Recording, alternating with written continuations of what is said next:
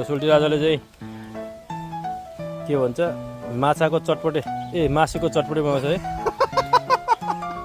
मासुको चटपटे चाहिँ माछाको चटपटे अरे मासुको माछा मार्न आएको अनि त्यही भएर माछाको चटपटे होइन मासुको चटपटे चाहिँ बनाउने रे। खानु परेन गाइस, माछा मात्रै खाएर हुन्छ। ल ठिक छ, यहाँ अलि यहाँ देखाइदिनुहोस् यहाँ यही लु ट्याक्क। अब यहाँ के को मासु रे?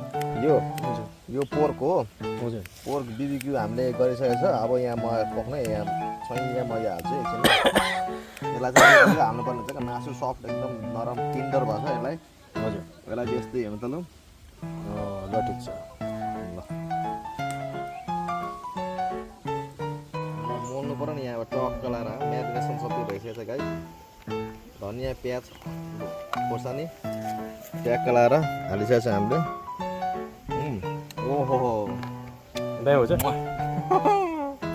ल ठिक छ। ल ह्याप्पी लन्च गाइस।